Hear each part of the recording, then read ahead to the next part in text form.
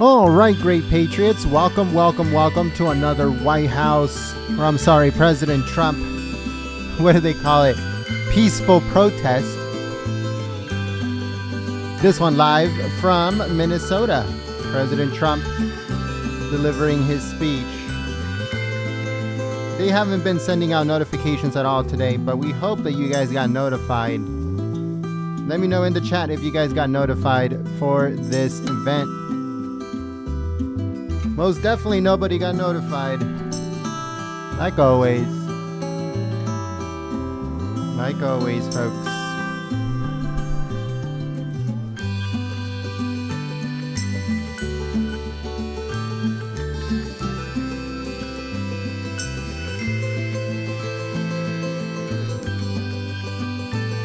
Thank you so much to the few Patriots that are here. Thank you so much for being awesome and being here nice and early.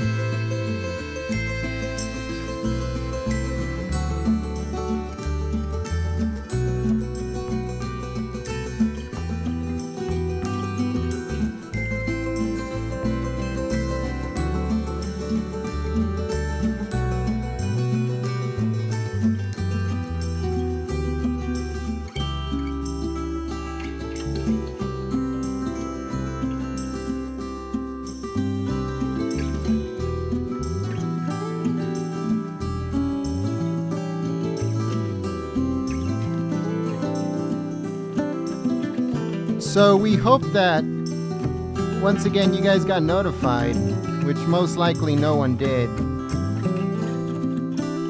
Hold on one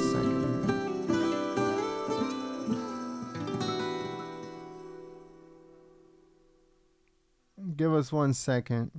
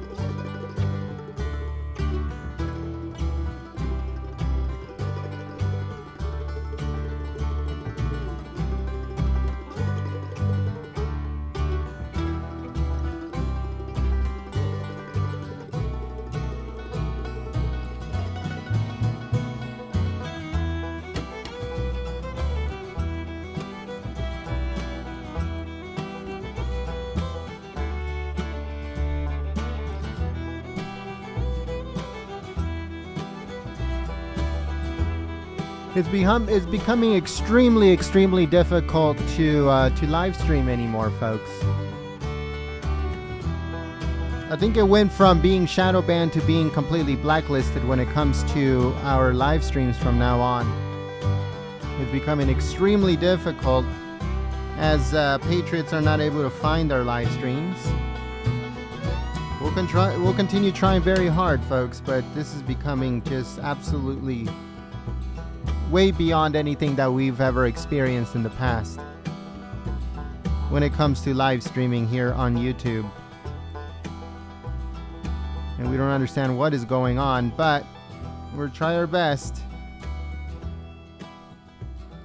That's all we have to say, is we'll try our best to continue live streaming here on YouTube, but it's just very hard now. It's extremely hard. And I wish I can say the truth, which it only happens to us, but nobody ever believes me.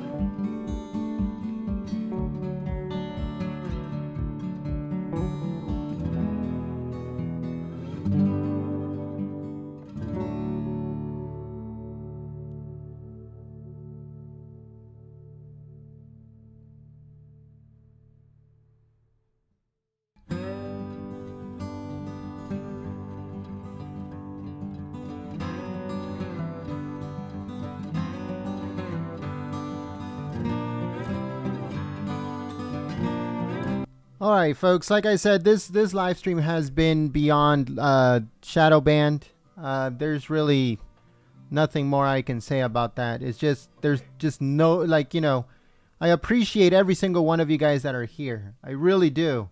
But as you guys can see, this live stream is beyond shadow banned. Nobody knows that this live stream exists.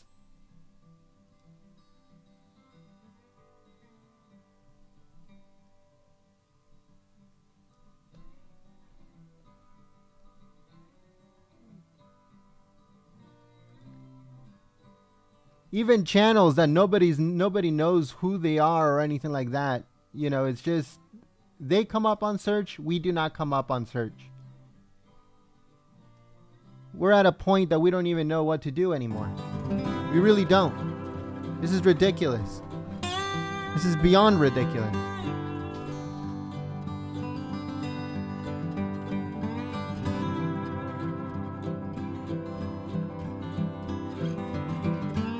And it's nobody's fault except YouTube's. This is a YouTube issue. And we're not the only ones. When it comes to other channels that I've seen, YouTube, I don't know what's going on with it. I have no idea what's going on with it. But other channels that do other things, not Trump campaign rallies or anything like that. Other channels have also been complaining, like gaming channels and stuff that do all live streams. So it seems like they're you know, some channels are being affected, other channels are being promoted for, you know, for whatever reason. So who knows?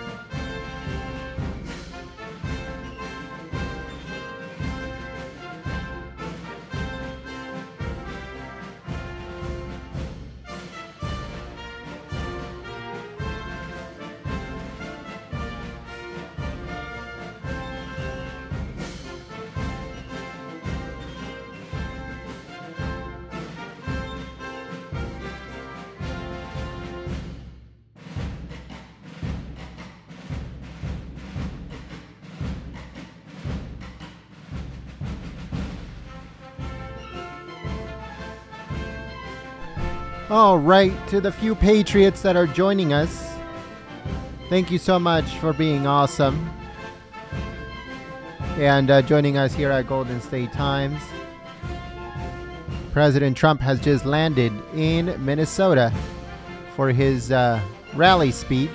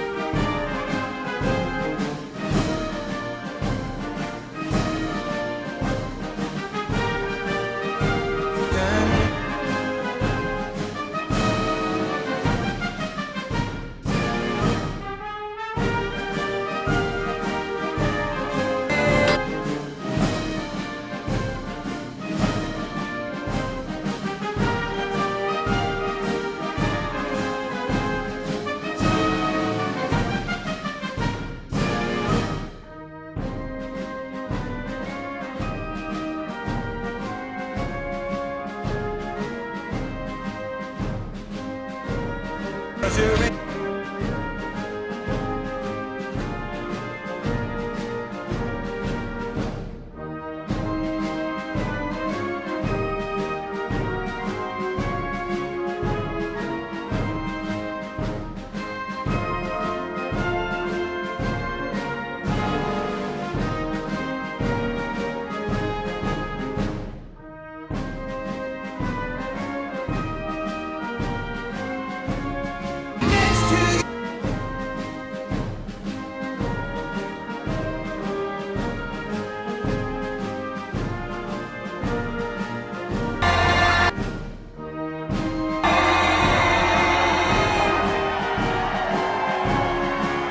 There's a lot of people. That's great. Thank you very much. Thank you very much. That's a big group of people. And this is on fast notice, too. Thank you.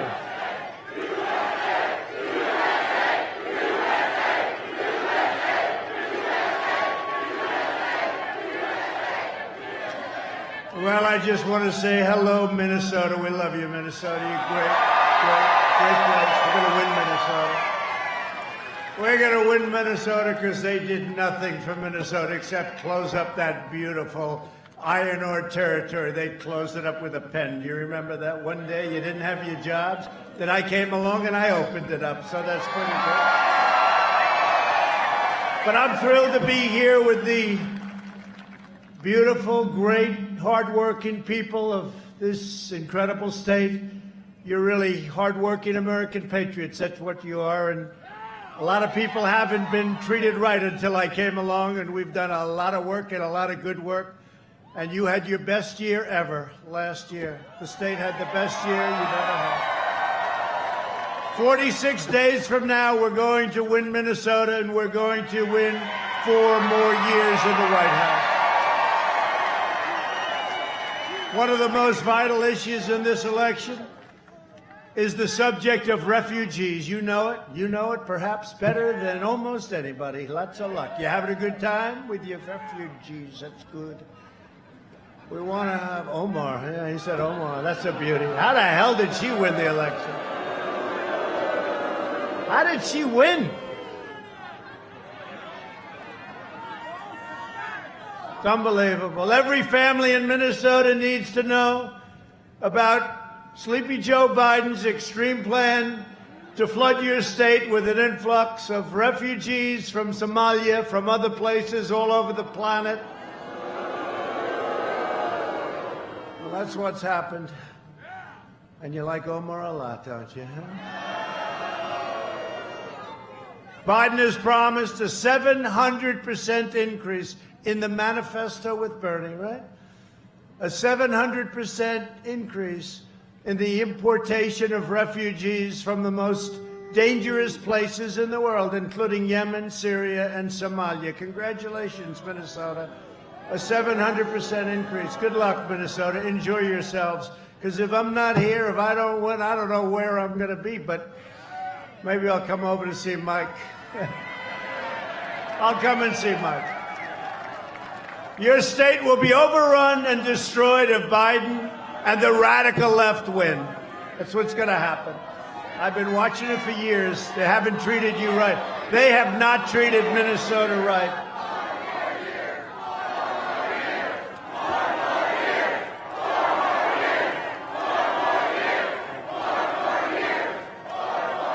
Thank you. I'll tell you, these hangers are great. Remember this, it's a friendly protest. Please remember, this is not a rally. You're not allowed to have political rallies of any kind. You're not allowed to go to church. You're not allowed to do anything. The only thing you're allowed to do is run wild through the streets, burn down storefronts, blow up stores and kill people, because that's considered a protest, and that they allow you to have. You don't have to wear masks at protests.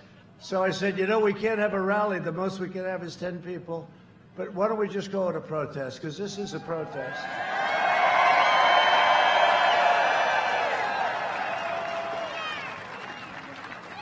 It's a protest against stupidity. And speaking about stupidity, Sleepy Joe, will turn Minnesota into a refugee camp. Think of it, 700% increase. So you're not happy now? Look at that guy over there. He's not too thrilled when he hears this. 700% increase is what they have in the manifesto. Now, maybe they don't honor it, but I would say they'll go substantially higher than that number. Biden will overwhelm your children's schools, overcrowd their classrooms, and inundate your hospitals. That's what'll happen. Biden has even pledged to terminate our travel ban, jihadist regions. They've already been doing that to you, haven't they? Opening the floodgates to radical Islamic terrorists. My administration's keeping terrorists, extremists, and criminals the hell out of our country. We don't want them. We don't want them. We got enough of them. We've got enough of them. Just today, we deported, as you know very well, dozens of Somali nationals charged or convicted with very grave crimes, including rape, assault, robbery, terrorism, and murder, of course. These hardened criminals are back in their country where they can do all the complaining they want. And your children are much safer as a result. Thank you, President Trump. Thank you.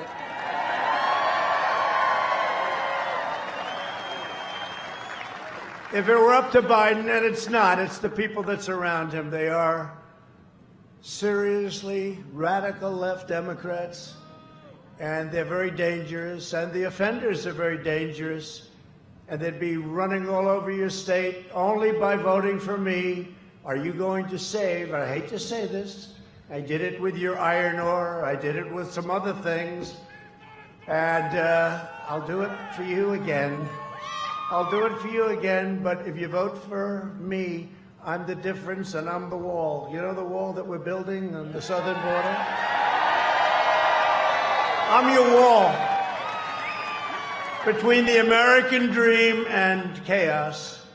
Joe Biden is wholly owned and controlled by the left-wing mob. He has no clue where he is. This is not a sharp guy.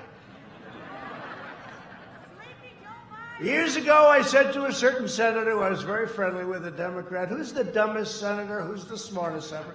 He gave me a name for the smartest. I said, who's the dumbest? Oh, Joe Biden. You didn't know that? That was 25 years ago. That was in prime time. This is no longer prime time for Sleepy Joe. And they do disinformation. They make things up and they make commercials. They make things up. I've never seen anything like it. Everything they make up. First of all, I'm the one protecting your Social Security. They say Trump, remember 4 years ago they used to say, oh, Trump will get rid of Social. I have protected your Social Security. They're going to destroy your Social Security. Another thing, Big Ten football. Did I do a good job? Your team better do well.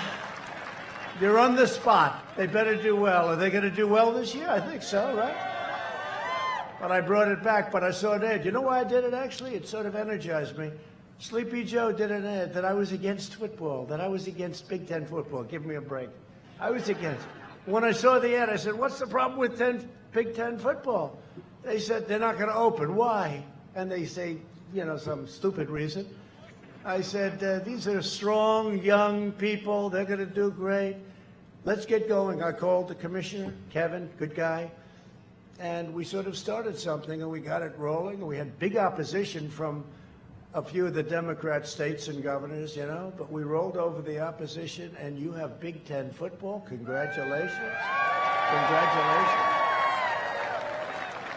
When the far left rioters rampaged across Minneapolis, and they rampaged across your state, how about your police department? Let's just run for your lives. And it's not their fault. They were told to do that.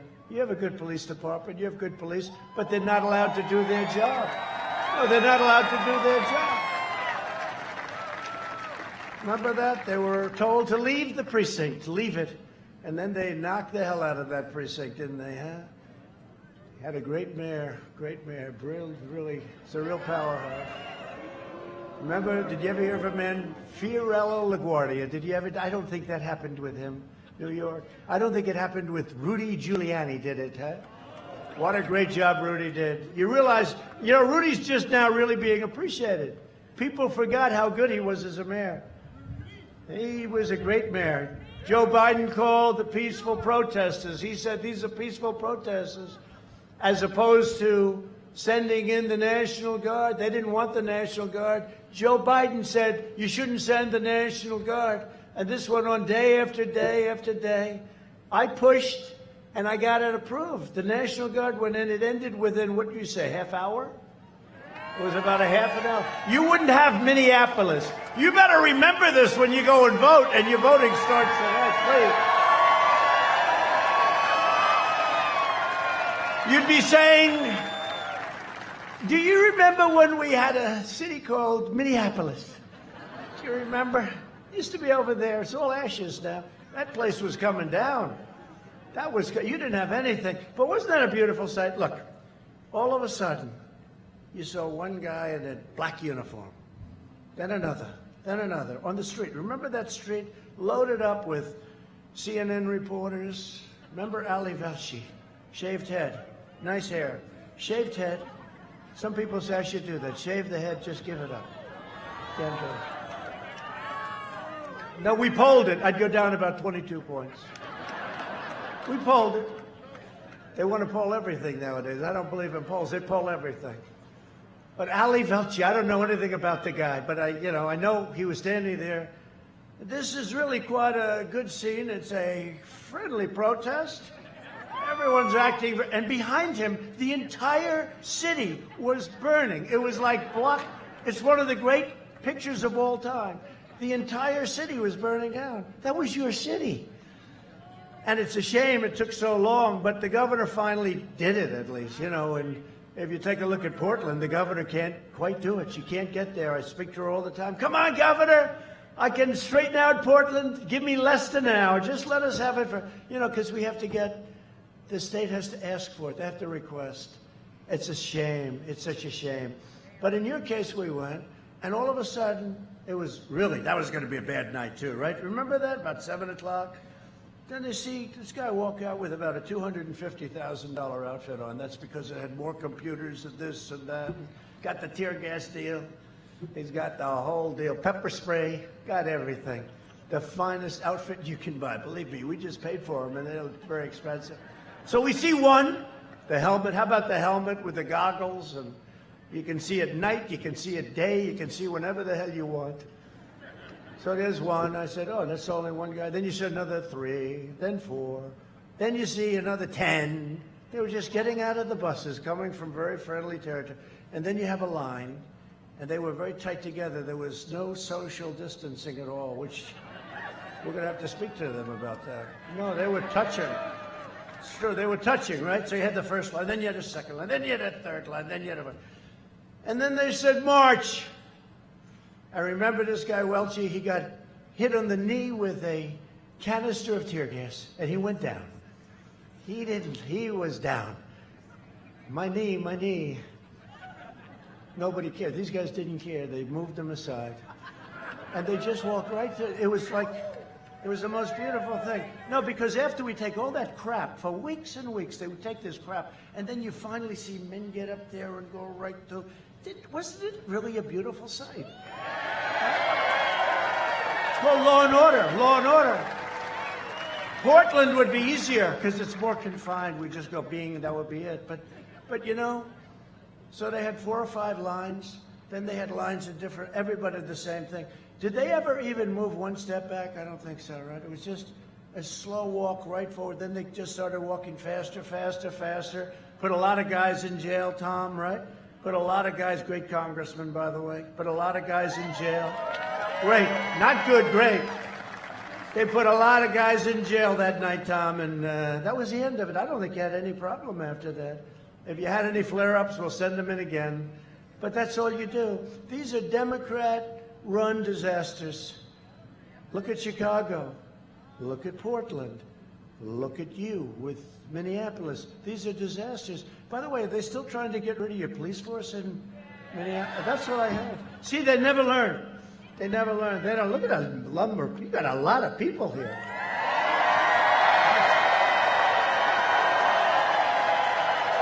That's a lot of people. I actually like these. We have the arenas. We've always filled them up. It's been great. And the arenas are good, but usually you have to travel like 45 minutes. This thing, you have a hangar. the plane becomes your backstop, right? It's like your curtain. You know, it's a curtain. You get a free curtain. We're outside, which actually makes people happy, and it even makes the people that sometimes not everybody here likes happy, because outside is better. You know, it's better. And we're rounding the turn on COVID, by the way. Our vaccines are coming. A lot of things are happening. We're rounding the turn. We've done a great job. We've done a phenomenal job. We don't get credit for that, but we'll discuss that in a minute. But when you look at it, our country is amazing. It's an amazing country. We love this country, and we're not going to let radical left socialists / communists take over our country. Okay? You know, they use the word socialist, and socialists aren't great, but communists are a hell of a lot worse, and that's where it would be headed. And we're standing in the way of them, this group of people. But you have a lot of groups of people just like this. Every place we go. Last night, you know where we were. You saw that. It was all over the place, right? That's a big state. That's a great state. And then I see the fake polls, you know. I just saw a poll here. Minnesota, I'm down 9. I don't think so. I mean, I just don't think so. No, they said, I don't think so. Right? I don't think so. It's the craziest thing I've ever said. This is the craziest thing I've seen.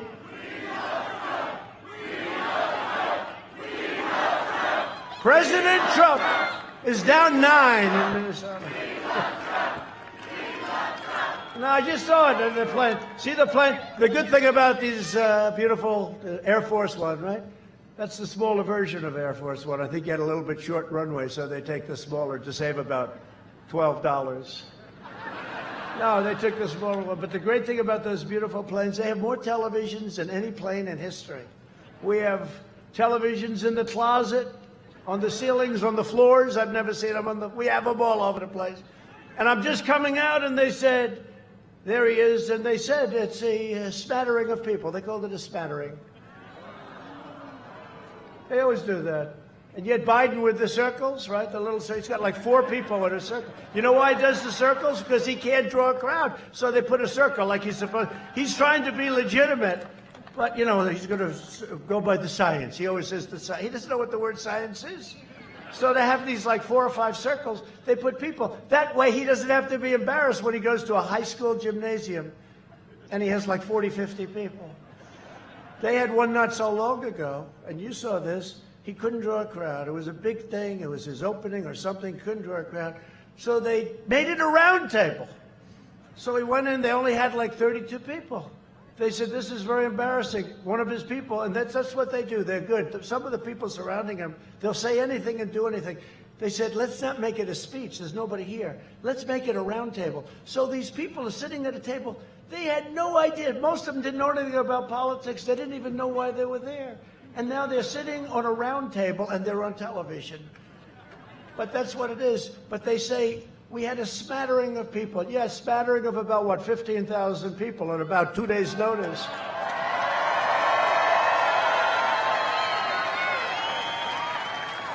And this doesn't include the 10,000 people, Mike, that they turned away. I hate that they turned them away. You know, you think with an airport, you wouldn't have to turn anybody away, but they have a certain amount, and then sometimes you have Democrats running an airport, and they don't like all these people here. That's true. They don't like it. But if it were up to Biden, your state would be in ruins. And, you know, just take a look at what they've done. And I'm going to hit it hard. You know, they make phony commercials about me, and it gives me the right, like, how about the worst one of all, the worst I've ever seen, standing on a grave of a fallen soldier.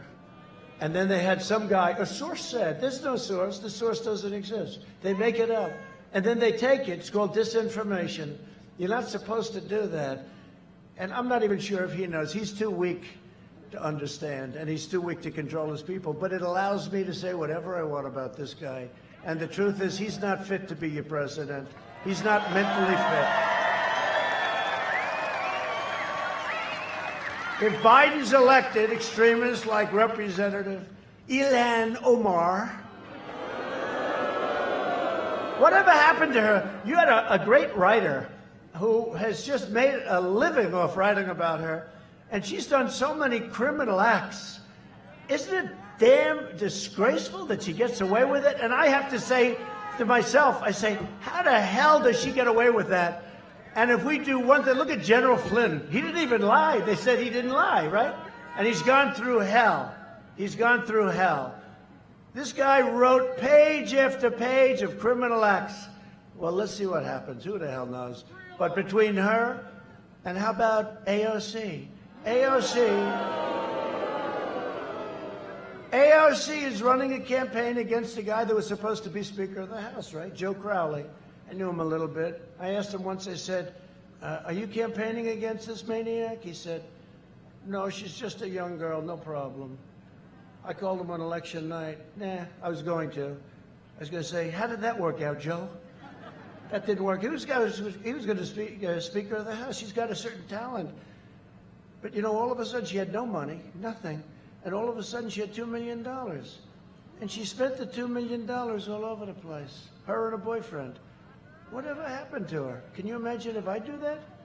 She spent the $2 million. You got to look at that. She spent the $2 million.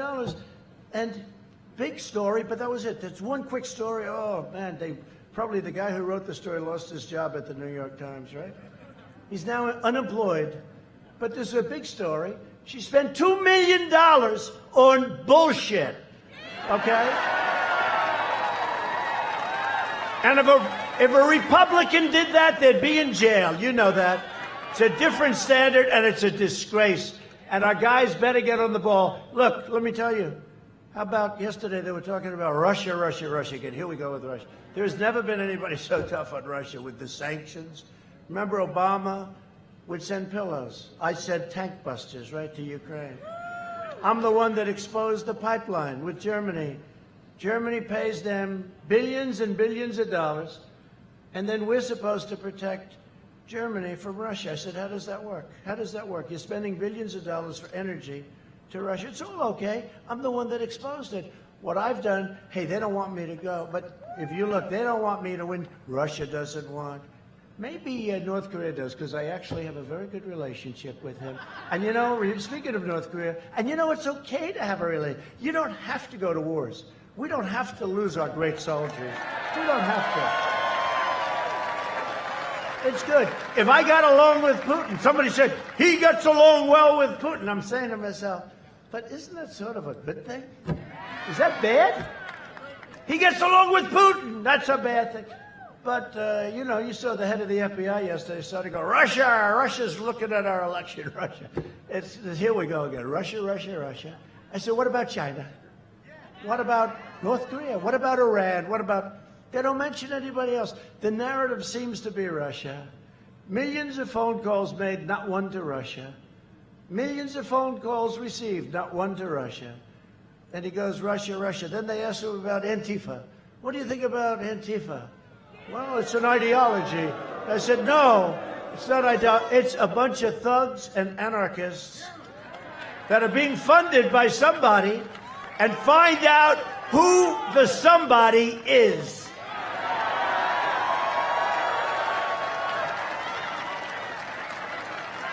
It's unbelievable, unbelievable when you look at this stuff. But seriously, take a look at the AOC. I call it AOC plus 3. You know, her 3 people that she tells what to do. And $2 million, dresses, rent, other things. You're not supposed to do that. Mr. Congressman, are you allowed to do that, sir? You don't do that. You don't buy dresses, do you? If he does, that's the end of his career, right? No, but it's terrible, right, Tom? I mean, it's terrible. Well, prosecute him. I mean, yeah, why not? I don't understand it. I'll tell you what. You know, one friend of mine, a very sophisticated guy, very successful guy, called me up. He says, you know, from the day you came down the escalator with our great First Lady, future First Lady, said from that day, you know, people love her. She gave a great speech at the Republican National Convention at the White House. She gave a great speech. But said from the day you came down the escalator with our First Lady, from the single day, you've been under investigation. You've been under investigation by sleazebags, people that now we caught cleaned up their phones. You're not allowed to do that, right, Mr. Congressman? My great hockey player, you're the greatest, right? But you're not allowed to do that, you know? We want their phones. Oh, here they are. Oh, by the way, they happen to be totally deleted, like Hillary with the 33,000 emails. She deleted them. I think they should look at that. You know, even if they don't find them, and I do believe they're in the State Department, I do believe they're in the FBI, but even if you forget about them, you know, she said she had 33,000 emails, and the emails were for her yoga lessons. Now, you know, she's not big into yoga, I can tell you. If she is, she's not getting her money's worth. Her yoga lessons and her daughter's wedding, right? So it was about the wedding and the yoga lessons. So I said, okay, let's give her 5 or 6 each. What do you think, Mike? 5 or 6 each. 5 for the wedding. Make it 30, make it 100, make it 1,000. 1,000 for the wedding. And for the yoga, let's give her 200. Okay? What about all those thousands and thousands of emails, probably classified? So Congress.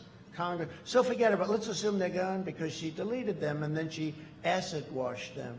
And then she hit her phones with a hammer. I get rid of phones. I've never hit them with a hammer, not even as president. I say, here, throw the phone away. No, I've never hit a phone. Has anybody ever gotten rid of your phone and taken a hammer and wiped the hell out of it? I don't think so. So she gets a subpoena from the U.S. Congress, not in a lawsuit against some guy that hates you and you're fighting or something. By the way, you do that, you got problems in court, big problems. But she gets a subpoena from Congress. U.S. subpoena, the most important subpoena you can get. They get the subpoena, and after she gets the subpoena, by a few days, everything is deleted. Her phones are busted up and cleaned and wiped, and everything's gone. And nothing happens to her. Forget about what was on. Now think of how angry it makes me when I see it.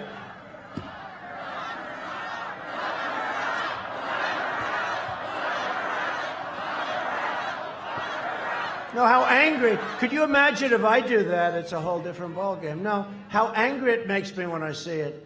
And, you know, we had an attorney general that didn't have a clue. That was my fault. I was loyal to somebody. He endorsed me early. You know why he endorsed me? Because I went to Mobile, Alabama. We had 55,000 people show up at a stadium. He said, I'd like to endorse you. Then after we won, he said, I'd love to be attorney general. I said, no, I don't think so. I mean, but after 4 or 5 times asking, I'm a loyal person. And I did it. The mistake sometimes you make is because of loyalty, but that's okay. But allowed her to get away with that is a disgrace. It's a disgrace. Maybe there's something they can do. So forget about looking for the emails, and they are available, and I guarantee they're in the State Department.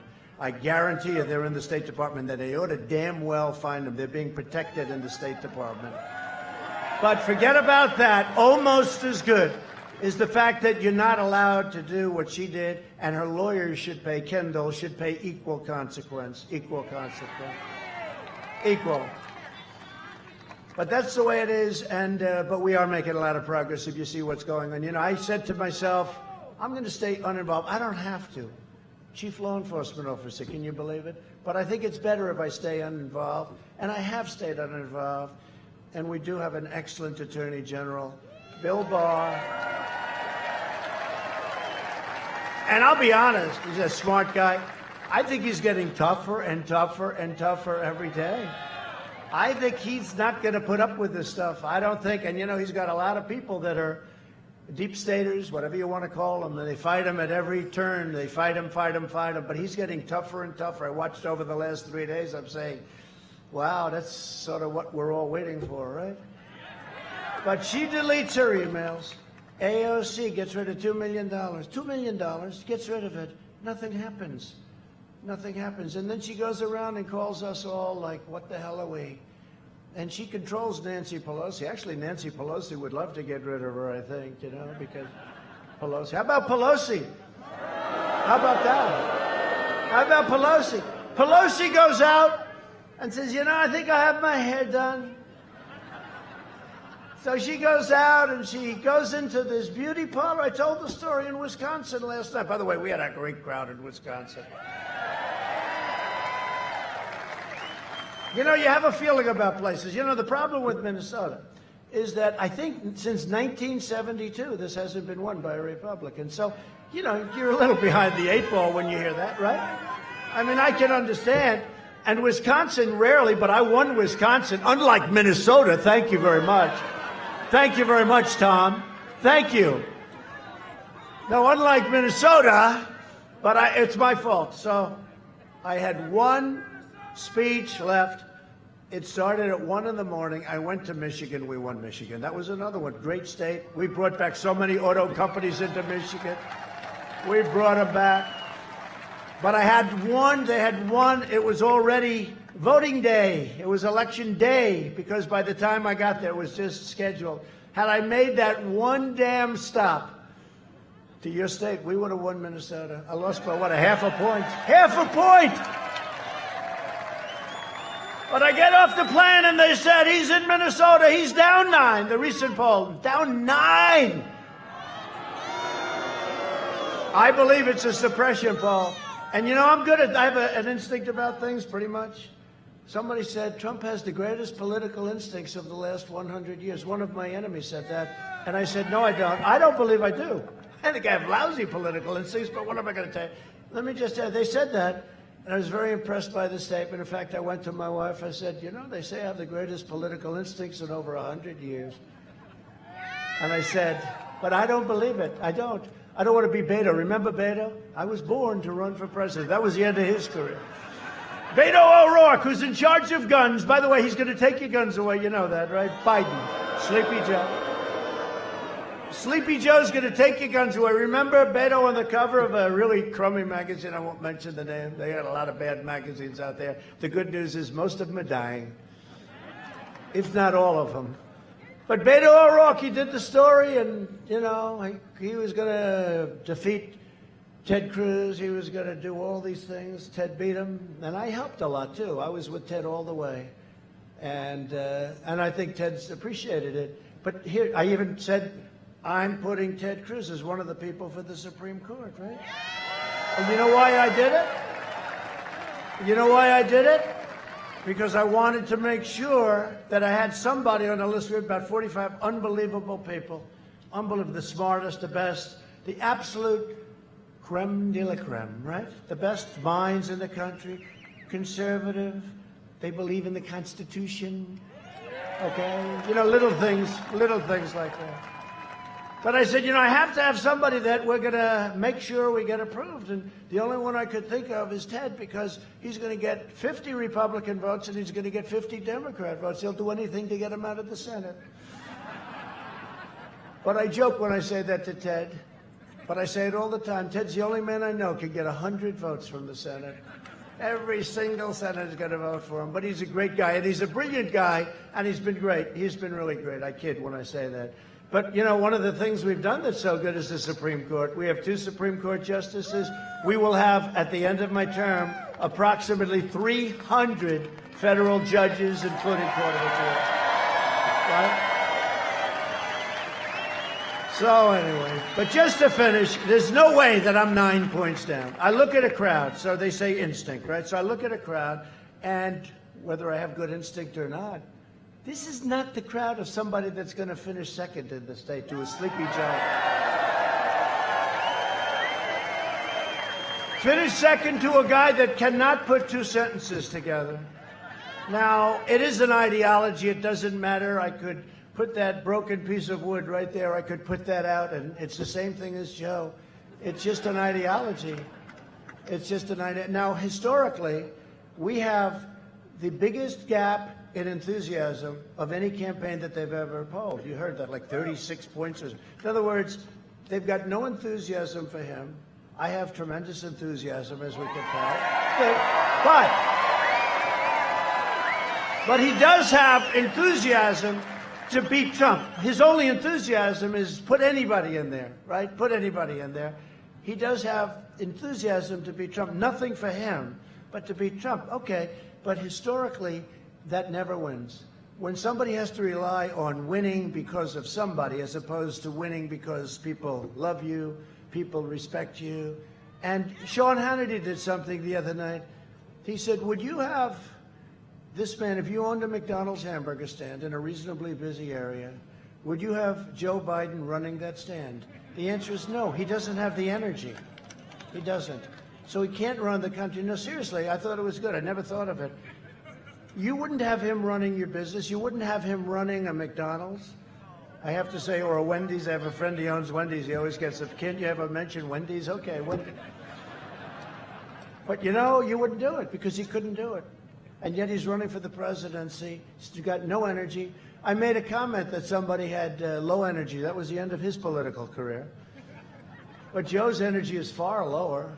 It's far lower. No, it's far lower than Jeb. Jeb was on the low side. But Joe is like, he's off the scale, right? Joe's got nothing going.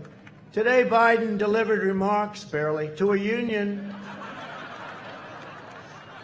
after spending 47 years giving their jobs to China and foreign countries in exchange for campaign cash. How about his statement? Hey, we talk about AOC being crooked. She's 100% crooked, okay?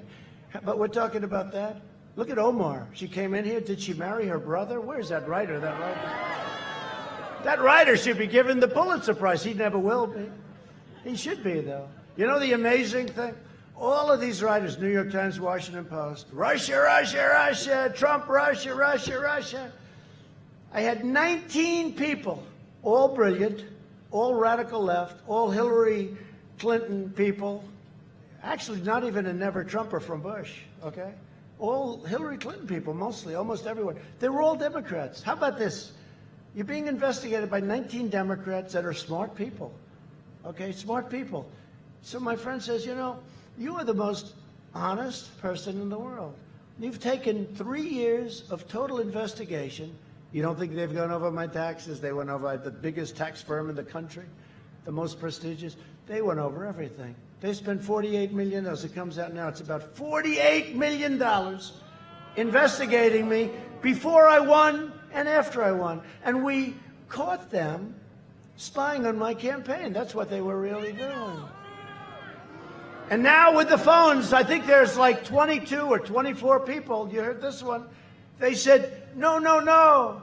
We made a mistake when we deleted our phone. You know what they had to do to make that mistake? Like 19 different formulas, right? I don't even know how you delete a phone. I didn't know you could do it. But they all made the exact same mistake. That's not good. That's not good. So let's see what happens to them. It's a criminal act. You know that, right? It's a criminal act. It's criminal. Weissman's a bad guy. He's put a lot of people in jail that shouldn't be in jail, Weissman. He's a bad guy. He's on CNN all the time, or MSNBC, which is, I call it MSDNC because it's the same thing. Owned by a company called Comcast. Did everyone ever hear? With an N, not an M. Con, like a con job. Comcast. They spend a fortune on public relations. Comcast has delivered to you the news, all the news. And they spend a fortune on, and then I go up and make one speech, and I call them Concast, and that's the end of the PR for the year. They are a bad group of people. They're sick. I mean, they're sick people. They're sick and evil people. And they want bad things for our country. And they don't report the news. You know, in the old days, when you used public airways free, you had to get a license. I keep saying, if they're reporting fake news, how come they can keep getting a license? Whether it's ABC, whether it's NBC, CBS, or, of course, CNN, which is, I mean, it's one of the great jokes of all time, CNN, or MSDNC. But they're cable, so I guess there's a different standard. But when you're using the public airwaves free, okay, free, aren't you supposed to get a license? So I asked my people that. I asked a couple of guys, and I never really get an answer. I just want to know a simple question. Do you have to report the truth when you're using free airways and making a fortune with commercials and everything else? And I never get the right answer because there are people down deep. It's crazy. But we're getting down to all of it. A lot of progress has been made. I think you're starting to see it. We're trying to beat a terrible group of deep state people. You know, I came to Washington. Think of it. Think of it. I came to Washington. And I had 24 years of people putting people in office. And then you can probably add another 4 to that and another 4 to that. I had many, many years, decades of people putting it. So I came, never been to Washington, I guess 17 times. I never stayed over, right? Never slept over. I was there 17 times. I tell the story. I was in Washington in my entire life, D.C., 17 times, never slept over, ever, not once. And all of a sudden, I'm riding down Pennsylvania Avenue, and I'm with a beautiful woman on my right named Melania. Think of this. And I had about 400 motorcycles in front of me. And we're in a cavalcade of about 128 cars, most of them having about 15 submachine guns inside. There's more firepower in this guy. But we're riding down the beautiful Pennsylvania Avenue, and I look outside at those police. I love our police. We got to treat our police. But I had everything. I had police. I had military. I had soldiers. I had everything you could possibly have. You never saw so much power and strength and beauty, the beauty, and they were so proud. They're all saluting. They're so proud. They're happy to have gotten rid of that crowd that was there before us. They're proud. They're great. The police. You know, every single police force, I think, endorsed me. I got the one yesterday from Chicago. That's not easy. Chicago endorsed me. New York's finest endorsed me. Florida. Ohio. Everybody. I don't know that he's gotten one vote. That he says he can't mention the words law and order. But I'm driving down the street, and I look at my wife. I say, "Do you believe it?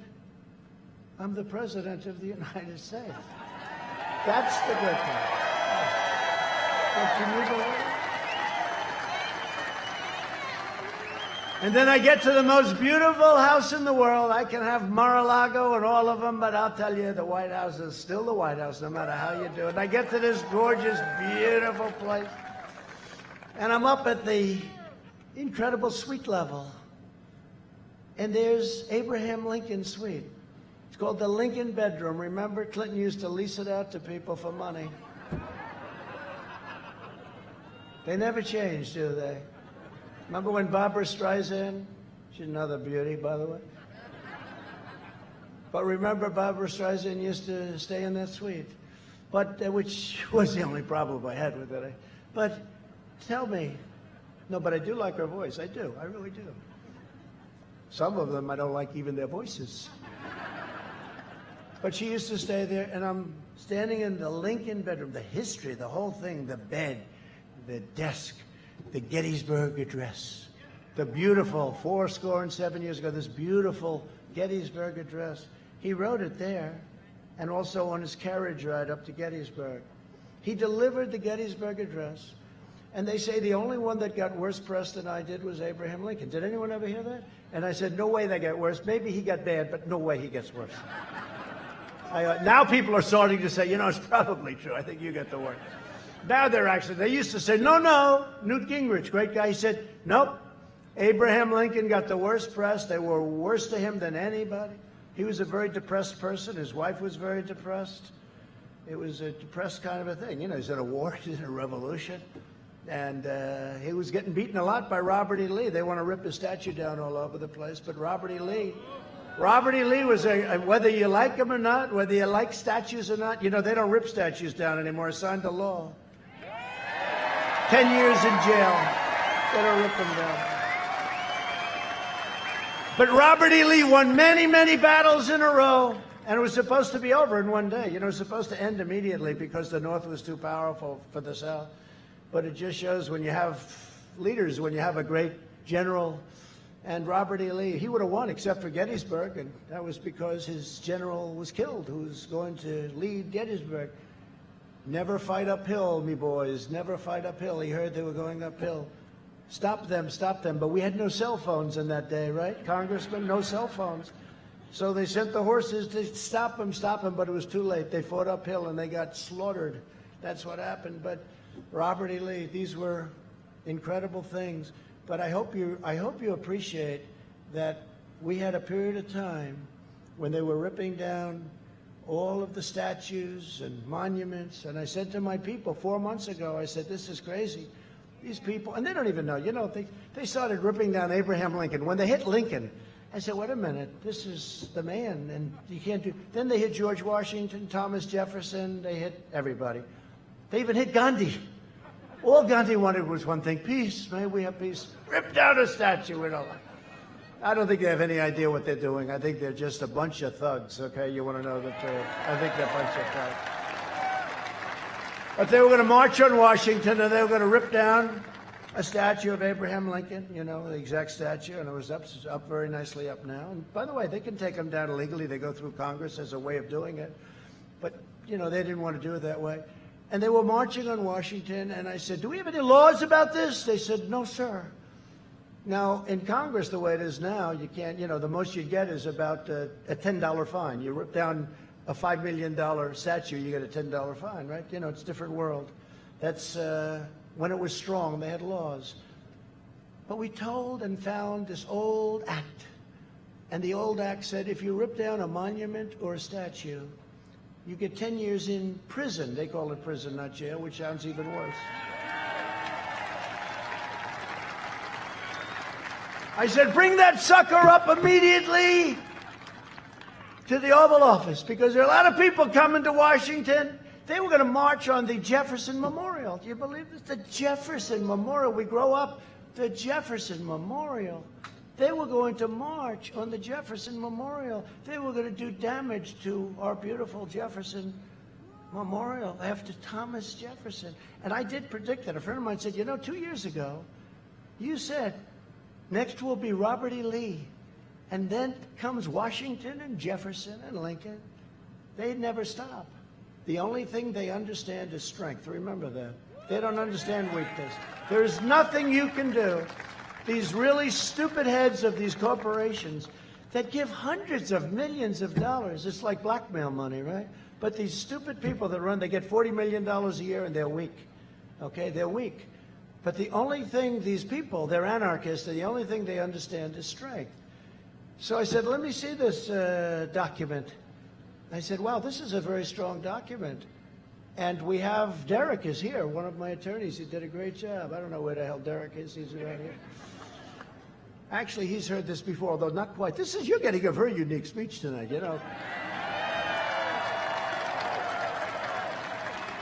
I mean, unlike Joe, I haven't even looked at the teleprompter. This guy will... Move it up. Move it up. I can't... Move it up.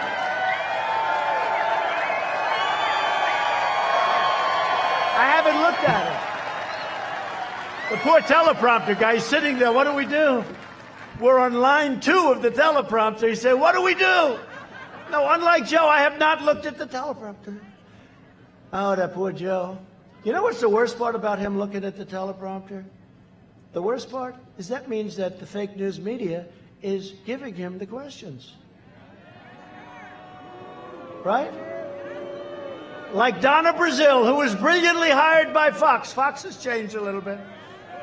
Ladies and gentlemen, Donna Brazile, who was fired by CNN because she cheated and she gave crooked Hillary the questions to the debate. How would you like to be me? They give her questions to the debate. And I still won the debate, and she had all the questions. Look at it. How do you do that? Donna Brazile is, ladies and gentlemen, she's going to work for Fox. Oh, that's great. That's a big difference. Big difference between 4 years ago and now. A lot of things have changed. But I'll tell you what's changed is the fact that we have more enthusiasm now than we did 4 years ago. It's amazing, right? But just to get back to the other, so I signed that wonderful executive order instituting this really tough law. And it says 10 years. It doesn't say, you get 10 years, but you can take it down to 3 weeks. It says 10 years. So these guys had just gotten there. I had a news conference because I had to let them know about it, right? We've got many people in jail right now that from before, nobody even talked about taking statues down. No, but I looked at the Andrew Jackson, right, with the ropes. And I'll tell you, the police did a great job. And Mark Meadows did a great job. He said charge. They charged, and they took these guys out. And they were fairly tough. But the police were much tougher. D.C. police, they did a great job. They were watching, and they weren't able to do anything. Mark Meadows said, charge. It was like from 200 years ago. It was crazy. They charged, and they beat the hell out of these guys. Or you wouldn't have that great statue on the horse of a great general. He was a great general, and he was a very good president, at least a good president. But he was a great general. The Battle of New Orleans, right? And they had this incredible picture, Andrew Jackson, and they were going to rip it down. Remember the ropes wrapped around the horse, right? And the guy standing up there, just, he went to jail 2 days later. We had all the evidence we needed. Thank you for that. I want to thank you, fake news. Look. We called the fake news. We said, can we have that, please? When they said no, we just said, we'll take it off TiVo. That's okay. Don't worry about it. One of the greatest inventions in history, TiVo, better than television, because television is useless without it. So we signed it. And all of a sudden, these same guys that were watching, they left. Nobody showed up the next day. They were going to have 25,000 people. They had 24 people. 5 of them were brought to prison, okay? And the next day, they said, well, we're going to save it for Saturday night. And Saturday night, nobody showed up. And nobody has showed up in 4 months to take down a statue because they're still. Because you know why? They look and they say, I want to take down that statue. I'm going to take down that statue. That statue's coming down. And then somebody says, it's 10 years in jail. They go, that's too much. I'm getting out of here. It's true. 10 years is not acceptable, Mike, right?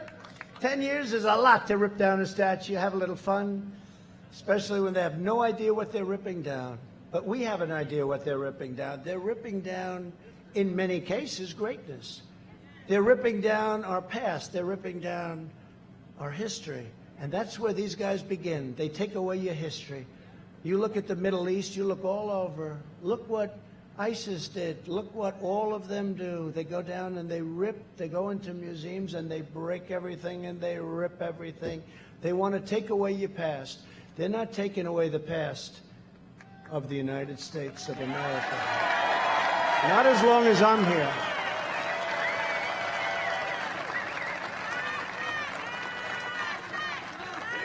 Do you want me to go back on teleprompter, anybody? No. Okay, here's a question. My poor guy must be having a fit. He's over there. He's so good at this stuff. He's on line 3. He's saying, sir, should I just turn the sucker off? Would you rather go teleprompter or freelance? Freelance. Isn't it nice when you have the option because you have this and you have the option to go on? See, Joe doesn't have the option. He doesn't have the option. But if Biden wins, China wins, and it's very simple. It's very simple. By contrast, I rescued the Minnesota Iron Range. I did that. Just so you know, Biden, I call him Biden. It's too long to say Obama and Biden, so I just call him Biden. Because I don't care about, everyone said, oh no, he's in trouble. Obama's now campaigning. Hey, he campaigned last time harder than Hillary. I said, no, I want him to campaign because he brings out the base. He brings out our base. And I'm only here because of him and Joe. If they were a good president and vice president, I wouldn't be here. I had a very good life before. I'm doing this because they did such a crummy job.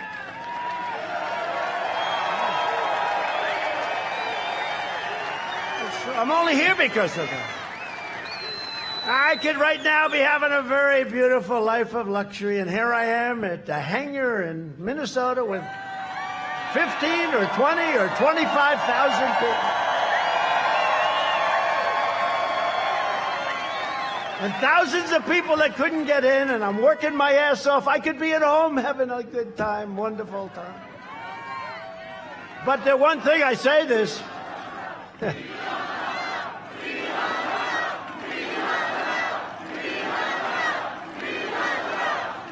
But I say this, look, I could be home. So home was New York. I had to bail out because it was too crazy. Everything is falling apart. But home is so sad what the Democrats have done to our great New York. between a governor and a mayor, the crime is through the roof. The corruption is incredible. It's a sad thing that's happened to New York. Hopefully it'll come back by somebody. Somebody will go in there and do like a Rudy. You know, when Rudy took over, it was so bad. And they were looking for somebody, and they thought he was the guy because he was a tough guy. But somebody has to go in and clean it up. Somebody has to, you know, this mayor, he let go of $1 billion worth of police. He let go. He actually believed the nonsense about defunding the police. And they're all going to do it. They're all going to do it. And your people are going to do it. And you really, I'm being totally serious now. You've got to go out and you've got to vote for Trump. You got to break this spell from 1972.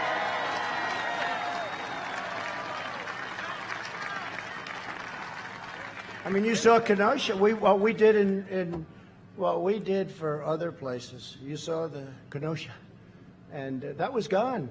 That was all gone. That place was gone. We sent in the troops. It was incredible what we did, and they did it on day 3. Day 3 is better than 2 weeks later, like in Minneapolis, right? But they did it, and we've done a great job. And the people of that great state, they understand it. And I just hope the people of your state, of Minnesota, understand it, because we don't have too many more chances with this stuff. We really don't. We don't have the luxury of sitting back and saying, let's have 4 years of this maniac vice president that he picked, who treated him worse than any other person. That's why I say the one person that he won't pick, my great instincts, right? The one person he won't pick is Kamala. Because she called him a racist. She tried to Me Too him. You know, he was Me Too'd. I've just been Me Too'd, darling. What does that mean? But they tried to Me Too him. And she was the one that brought it up. Remember Tara? She was the one that brought it up. And then he goes, ladies and gentlemen, I'd like to pick, wait a minute, let me get her name here. How do you pronounce it? It's with a comma, like a comma. Right? Like a comma. Remember, he couldn't pronounce her name. He was saying her name wrong, and she tried to interrupt him. No, my name's Kamala. Like comma. I remember that. Like a comma. Right? H1N1. That's right, Joe. Remember that, Joe? H1N1. And how bad did he do in that, though? How about that? How bad did he do? So, now, but think of it. He's out there now today. It was pathetic. By the way, did you see the Anderson Cooper thing last night? You have to watch. I don't want to watch, but I have an obligation. You know, I'm competing against somebody. You don't want to compete and say, I'm not going to watch my competition. Who wouldn't? It's boring. But I got to watch. And he got through it. He made a couple of really, the chicken thing was bad. You know, he said chicken many, many times, and it was a little strange there. I thought it was over, and he pulled it back. He was able to pull it back, but Anderson is, and he interviewed me. He's tough. You know, he can be tough. Nothing against him. He could be very tough. But last night, he was in rare form. He was, thank you very much for being here, Mr. Vice President. Are you enjoying the run? And compare that with my shot, where they asked me about doing ABC with George Stephanopoulos. I mean, I think it was great. I think it worked out great. I call it, you know what I call it? Debate prep. I call that free debate prep. But, you know, it was nasty. It's a little nasty. They had people, and I didn't say, no, you got to change the rules. No, give me the questions. I want to use a teleprompter to answer. How about that, though? Mr. Vice President, I'd like to know your feeling on nuclear warfare, and how does that relate to China and Russia, and where are they in the race, right? Well, you can't have this as your president. I don't care. Forget about me. You can't do this. The power, the importance and the power of this position are too great. You can't do it. You know, I've learned a lot as president. But one thing I learned is that President Xi of China is sharp. You ever see him standing with the 2 million men walking in front? Everybody's the same height. They're wearing hats. It's like a pool table, right? Bop, bop, bop. And he's standing there by himself, and he's looking like he's not playing games, right? There's no games. He's sharp as you can be. And I had a great relationship, but now I feel differently, you know. We made a great trade deal, and now I feel differently. But he's as sharp as you can be. Putin, as sharp as you can be. Kim Jong-un, you would have been in a war with North Korea, 100%. 100%. I asked Obama, did you ever call him? He said that was the toughest problem we had. And we get along. Remember about a month ago, 2 months ago, they broke into the demilitarized zone, and they said, oh, he's going to attack. I said, no, he's not. Don't worry about it. I got to know him very well. We have a good relationship. People said, he has a good relationship with Kim Jong-un. That's terrible. I said, no, that's good. But do you remember? It was going to be nuclear war, and I got along with him. Then they said, Trump made a terrible deal. He's given so much to North Korea. What did I give? I was in a semi-debate with this idiot, a reporter. He's given a lot to North Korea. What did I give? I don't know. Sanctions. You took away. No, I didn't. Actually, I increased the sanctions very substantially. What did you give? What did I give? Tell me. Okay. So after about 4 days, they couldn't answer because I gave nothing, except I gave heart because I don't want to see people killed on their side either. I don't want to see people killed. Okay? We'd win that. We'll win them all. We have the greatest weapons right now ever conceived by man. We've rebuilt our military to a level that nobody ever thought possible. Okay? Nobody ever thought possible.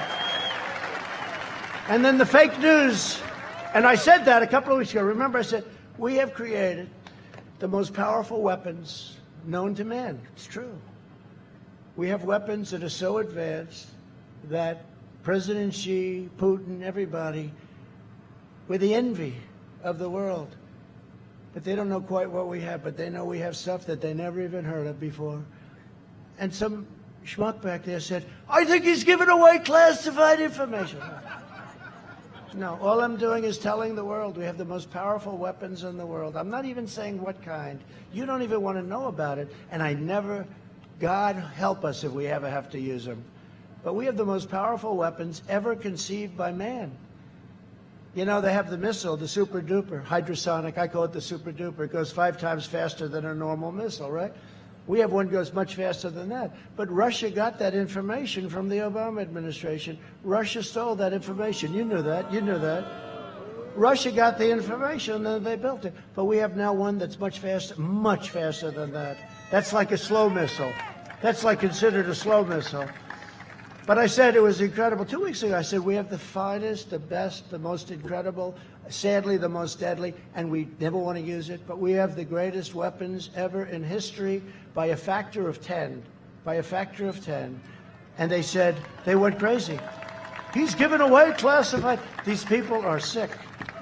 All I'm doing is saying that we rebuilt our military, $2.5 trillion, all built in the USA, every single ounce of it.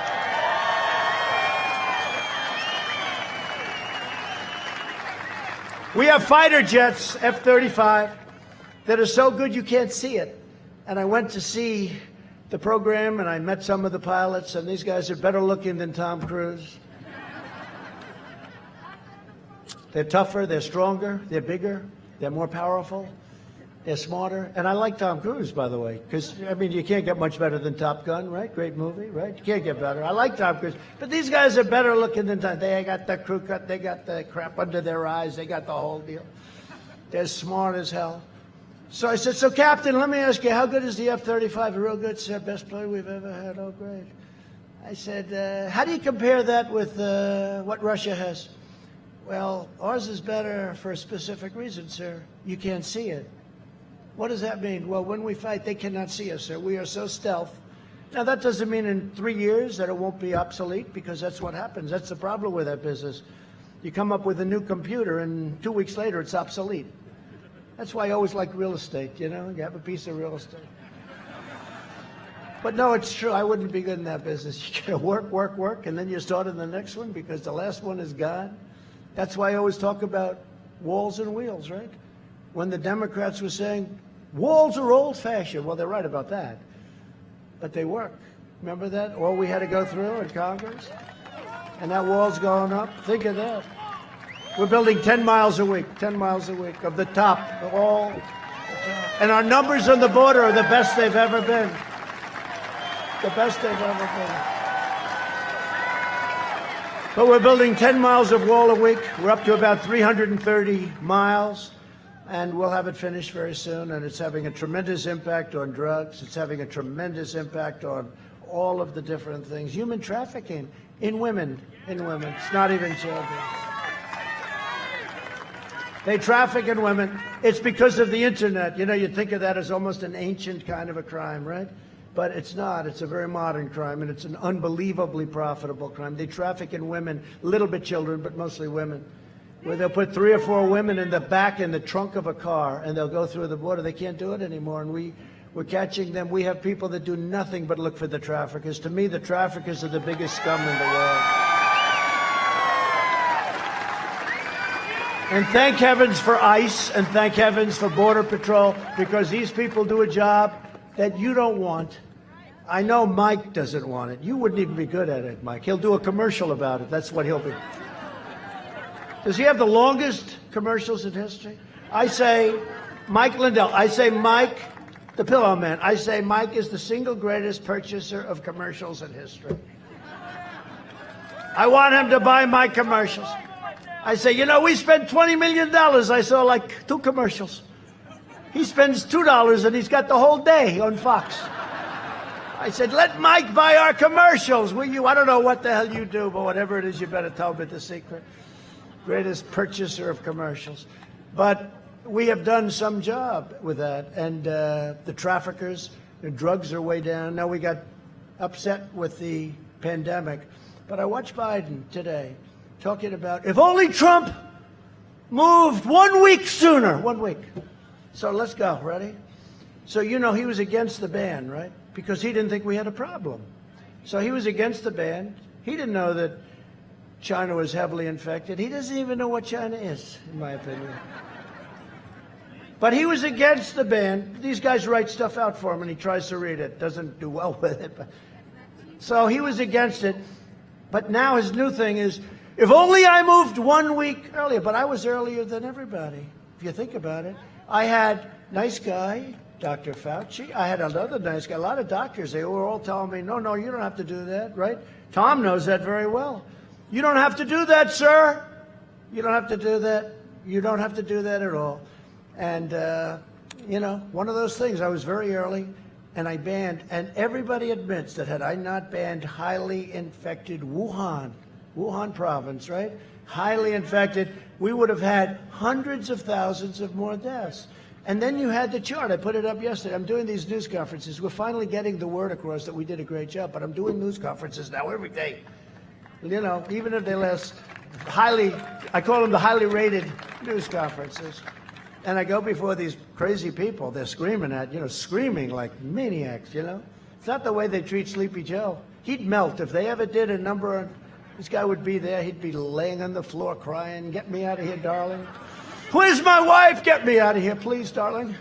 They're so nasty to me today. What happened? We go through it every single day. But you think about it, and he said, if only Trump moved faster. But he's the one that 2 months later called me xenophobic, and he called me a racist because I was banning China, which was heavily infected. And then he said, don't ban Europe. Well, I looked at Italy, big problem. I love Italy. I love the people of Italy. But they were heavily infected. France, I looked at France. I looked at Spain. They even had spikes recently, did you see? And we're doing great. We're rounding it with or without, but we're going to have with. But, with is better. But with or without, we're rounding that corner. And we're rounding it fast. And they don't want to give us any credit because they want to keep this up till November 4th. And on November 4th, the press will probably say, let's say something stupid happened. The press will say, I got to admit, he did a damn good job. Right? No. And the other clown will be in office. We did a thing called price transparency. I signed it. It's effective as a very complicated. It's on your medical. And we did price transparency. It's the biggest thing. It's bigger than healthcare. Where do you see? Your prices, you can go now to hospitals. You can price operations. You can price everything. It's a massive thing. The man who did it, and I took a lot of heat. And I'm doing favored nations drugs, meaning whatever the lowest in the world is, we have to pay the same, That's the good news. The bad news is the drug companies, the doctors, everybody's angry at me. Actually, under price transparency, the good hospitals and the good doctors benefit tremendously. But the bad ones don't. And you have price transparency. And it goes into effect on January 1st. Could you imagine if this sleepy guy gets it and they say like February, March, April, something. They say, unbelievable what happened to prices. It's dropping like crazy. And they'll say, what a job he's doing as president, and I'm the one that signed it. I said, could you put it into effect? But statutorily, it has to mature, mature, mature. So the earliest I could get is January 1st. It's like crazy. You know another one? I'll give you another one. So Air Force One, so that's the 757, but they have a 747, which is the big Air Force One. I think they just disrespected the people of Minnesota today. They gave us the little. No, actually, it's because of the runway. In fact, when we landed, you know what they said? They said, sir, we have a very short runway. Could you please hold on? I said, I trust these pilots. By the way, these pilots are the best pilots. When you fly the President of the United States, look at that, he's waving from the window. When you fly the President of the United States, you are the best flyer. They take the best Air Force guys. They take the best Marines in the helicopters, Marine One. But when you're flying these planes, you can land that sucker. You have no problem. There's no mishits. There's no, let's go around. I can't quite make it, sir. These guys are phenomenal. You got to see what they look like. You know, everyone's in perfect shape. I look at them, central casting, every one of them. They're great. Thank you, fellas. Thank you. But I'll tell you a little story. So Air Force One is a very old plane. It's beautiful, but it's an old 747, right? 31 years old. And other people didn't want to do it, but it was time to get a new one, right? It was time. You got to get a new plane. And actually, Air Force One, I'll give you a little secret, it's actually two planes, okay? They get two. It's a hell of a way to travel. You know, if one's not working perfectly, use the other one, okay? You know. But they get two. So Air Force One, they negotiated a price. And they had it down for $5.7 billion. Now, it sounds expensive and it's ridiculous, but that was done by the Obama administration, right? It was done by the Obama administration. And that's okay, but no administration, Obama, Bush, they didn't want to do it because it sounds luxury. But at some point, you got to buy a plane for the country. And these Arab countries would have their beautiful 747, 800s, 900s pour in, and they were gorgeous. And believe it or not, the new plane is a much bigger plane, much bigger wingspan. It's a much more beautiful plane. It's modern. You know, think of it, 31 years old. Air Force One is 31 years old. The main Air Force One, not this. There's a great plane, but the big one, 31 years old. So you're representing the country, but they didn't want to do it because it shows luxury. So I said, I get to the office. I said, whatever happened to Air Force One? How's it doing? Sir, we made a deal for a new one under the Obama administration. Oh, you did? Good. How much? $5.7 billion. I said, that's a lot of money, 5.7 for two planes, in all fairness. Now, it's very technical. It's very, you know, there's a lot of stuff. I won't talk about it because I don't want to give away any classified information. Just trust me, it's the most sophisticated sucker you've ever seen in your life, okay? Think of getting into a plane that costs $5.7 billion, right? But it's the most sophisticated, two planes. So I said, how much is it? 5.7. A general came in, an Air Force general, great guy, handsome guy. Well, they're all so good looking, these people. I said, so General, what are we paying? What's the price? Sir, it's $5.7 million, and we're ready to go. Sir, could you sign it? It sounds like a lot of money to me, General. $5.7 million for two airplanes. Can't we get a better price? No, sir. This was negotiated by the Obama administration. The Obama administration. This was negotiated, sir, by Barack Hussein Obama. And I said, oh, that's good. It sounds very high. So here's what I'm going to do. Tell Boeing we're not taking the plane. We have no interest in it. It's too much. Hell yeah. Right? That's what I did. This is, by the way, this is one of many stories. Isn't this better than going and saying, I saved your iron range? And I said, but please remember I did this too. And I can do away with this stuff, but I did this too. I did this too. Please remember that because, you know, I have all this list of incredible things I've done for Minnesota. I won't even touch it because, frankly, I'm tired of repeating what I've done for all these different states. I mean, I did all this stuff, and then I hear I'm 9 down. I don't believe it, by the way, suppression. So I said to the general, I said, General, 5.7 billion, not me, billion. That sounds very high to me, General. I've bought a lot of planes in my life and a lot of helicopters. I know a lot about it. How could it be 5? Sir, that's the best price they could get. We only have 1 day to do it. I said, cancel it, General, cancel the order. It was signed, actually. Yes, sir. I said, you have the right to cancel. Yes, sir, I do. We negotiated a great deal. I said, oh, good. Cancel. Yes, sir. I'm pleased to tell you something, sir. We have a breakup fee. We made a great deal, sir. I said, you did? Oh, you have a breakup fee. You mean you can't just cancel it for nothing? You'd cancel it. You don't have to pay a breakup fee. I know about breakup fees. No, sir, we have a breakup fee. Okay, how much is it? Sir, we can break it up for $250 million. I said, wait a minute. So you mean to tell me that to cancel the order costs $250 million? In other words, we give them $250 million, we get nothing. I said, General, don't cancel the order. Just tell them I'm very unhappy, right? This is what these guys, they're good businessmen, by the way. These guys right here, Mike, they might be better than you. I don't even know. He may be the next governor. You know, Mike Lindell may be. You should run. You should run. He is my complete and total endorsement. You should run. You'd be a hell of a governor. At least you know one thing. Minnesota would be well promoted.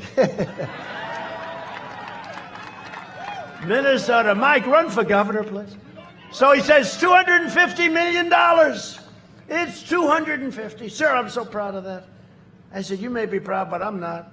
So I said, General, don't give them notice because I don't want to write a check for $250 and get nothing. I don't think I could explain that to the American public. So tell them you're really unhappy. We're not going to make the deal, but just do it verbally. And yes, sir.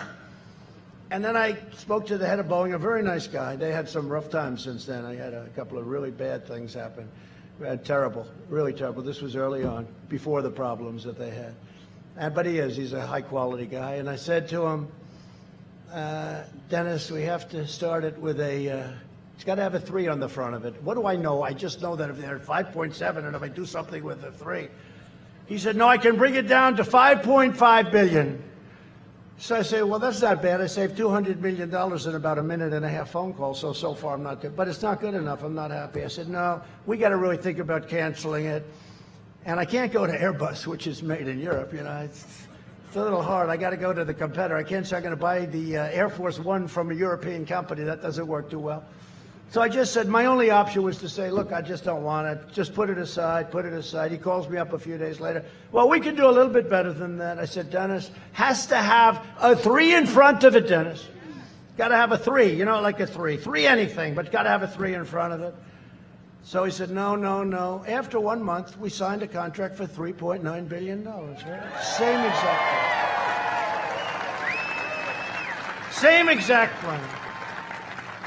Actually, slightly better. We got an extra generator. And then Boeing came to me.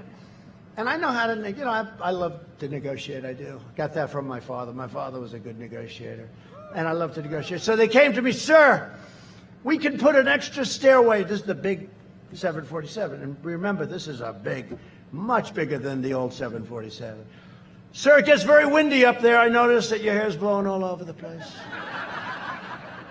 But we can buy a stairwell for the plane. And it comes under, it's like a corkscrew right at the bottom of the plane. You know, you're very high off the ground. Big, big thing. And it opens up, and if it's raining or windy, you're covered, sir, because it's under the plane. You're totally sheltered. I said, that sounds great. So it's a corkscrew stairwell. I said, how much is that, General? 50. I said, 50. What a deal. So for $50,000, I can get a stairway?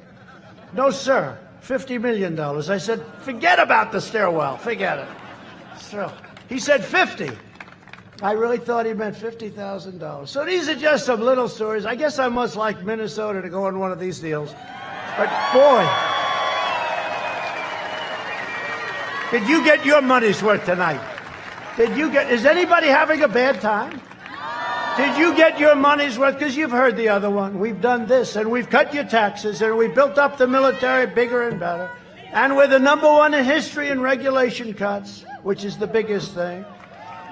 And the judges, which we've done at a level like nobody's ever done. Everything we've done. Nobody has done more in 3.5 years.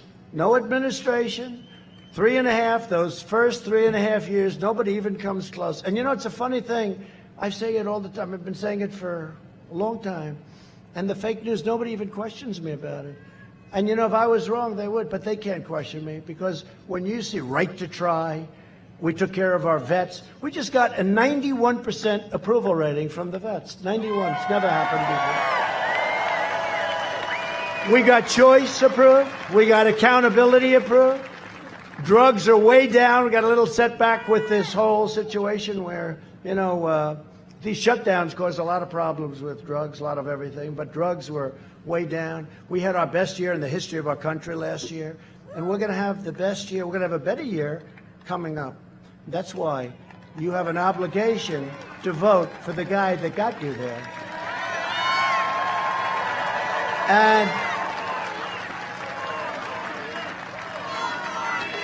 And remember this, and I really appreciate this. Thank you. But I appreciate this because 9 Democrat mayors of cities in the Iron Range, you know that, have endorsed me over Sleepy Joe. What do you like better, Sleepy Joe or Slow Joe? What's better? Let's do a poll. We do a poll. I do free polls. You know, these polls are all, they charge you a fortune for this stuff. They interviewed 3 people, and, you know, then they charge you $1 million. We interviewed 233 people. I got thousands of people that listen to it free. What do you like better as a nickname, Slow Joe or Sleepy Joe? So let's go. Wait, Slow Joe first. Okay? So just scream if you like it. So you have a choice. Slow Joe, they're both very appropriate. Slow Joe or Sleepy Joe. Ready? Slow Joe. I think we're going to have a winner. Sleepy Joe.